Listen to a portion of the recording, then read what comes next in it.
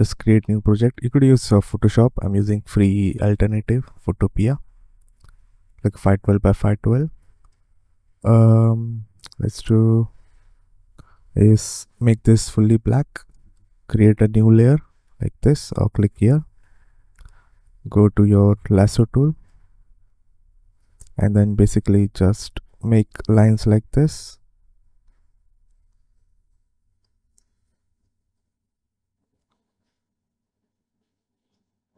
And then make it fully white. Control backspace for this one, Alt backspace for top one.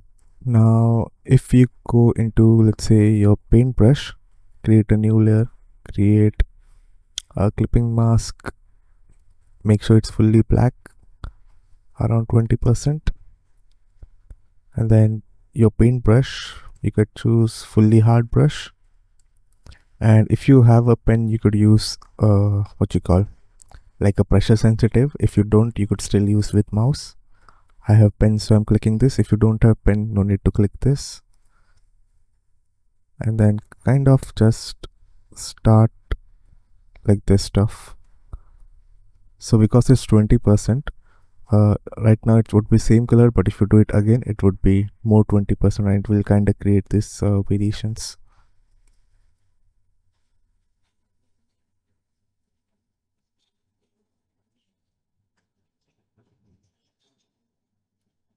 Again, I'm just doing anything that I randomly want.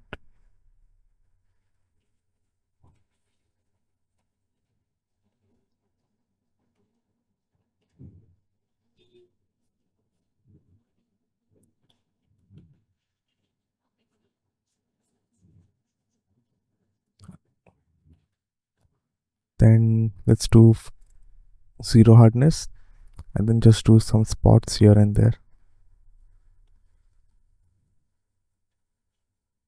Because I'm using pressure sensitivity, it would be not same for you if you're using mouse.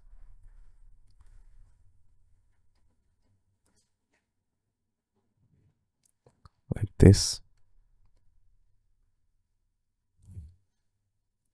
Then simply yeah, let's just duplicate both of this and join it, Control E, and hide both of this. So now we have one layer. This step is like dependent on you. So if you do blur, let's say you do something like motion blur in this angle 0, and then I can simply just increase it. This is all optional, not optional, but your choice. If you want to try with different blur, you could try it, and then make sure to do it multiple times. Or you could just do last filter, shortcut Alt Control F, or just go in here and look what the shortcut is until you like something like this. So this creates like a variation of different shades of black. I also like to not like this, but basically 200 opacity. This is also optional, no pressure sensitivity. And then basically at the start kind of create this black stuff like this. It's optional, okay, dependent on the design. So now we got black and white sword texture. If you want to know how it would look, do Control J to duplicate, select this, or actually select your background so that you could see this bounding box.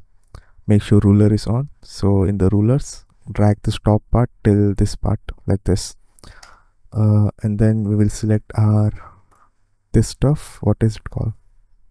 Our layer 1. It is a bit bigger, so maybe let's just select this and do Control J. So now it would basically be, you see, only this size. Now I can just drag it down and then do filter, distort polar coordinate, and this one would give you an idea of how the sword trail will look. So if you don't like this trail, then you could go back and do some changes, try it again. But this is basically how the trail would look. And the reason for that is, if I, let's say, create a new project, something like this, drag this around here.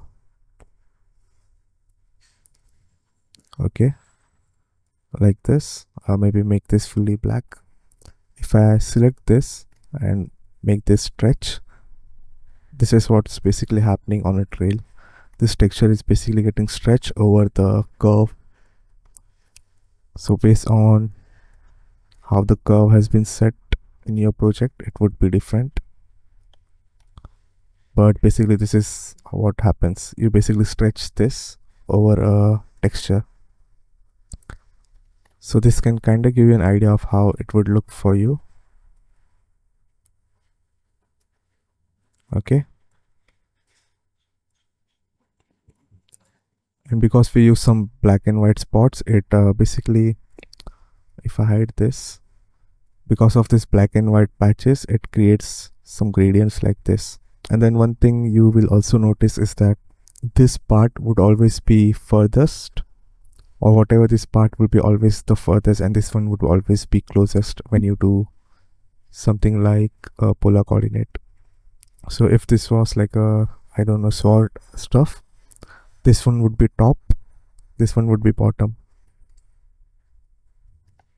You could try with flipping vertically and doing polar coordinate, and then you could see this one might be the most accurate one, because this one would be the top part of the sword like this, and this one would be the bottom of the sword. So if this was like your sword tip, then it would basically be like this.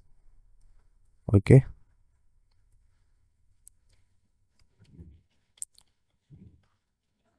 This all depends on how you have set up your in your project, if you want to use this one or this one, but you could obviously flip this in your project instead of flipping it around here.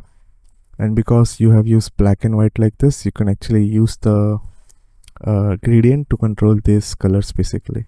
Another thing is gradient mapping, which is done in the engine, which is very easy to do, but you could test how your texture would look in the engine if you use some textures. So if you choose gradient mapping on top of everything like this, select the gradient map, and then this black color in here. So if I, let's say, do it as orange, wherever there's black, it will turn to orange, because 0 to 1, right? And anything that is black is 0, anything that is white is 1, and anything that is in between, which is this gray colors. So if I click somewhere, I don't know if it's possible in this software or not. Let's select this and then try. Yeah, so you could see this one would always give us 0 in the B channel.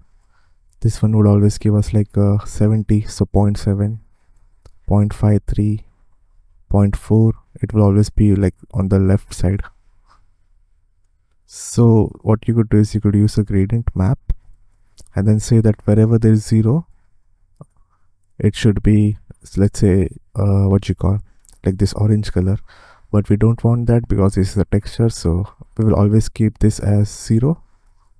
And here you could set a color, something like red, like this.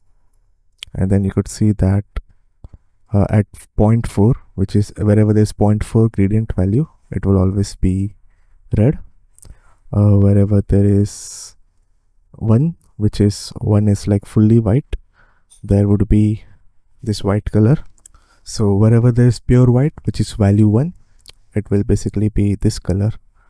So maybe let's do orange like this. And then I could do is maybe move this around here and then do black, or maybe around here.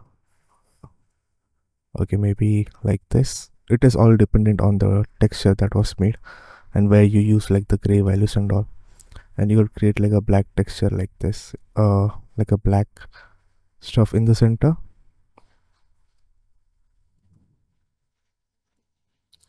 So this one kind of gives you an idea of how the texture would look and where would the black spot and how the gradient would look. Let's do okay. And then if I do polar coordinates now, there is some weirdness around here,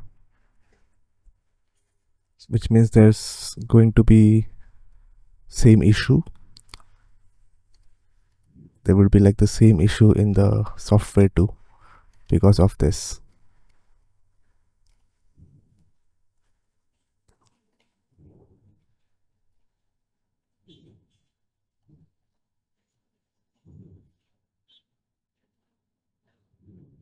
Okay, there we go. So as long as it looks nicer like this, then there would be no issue.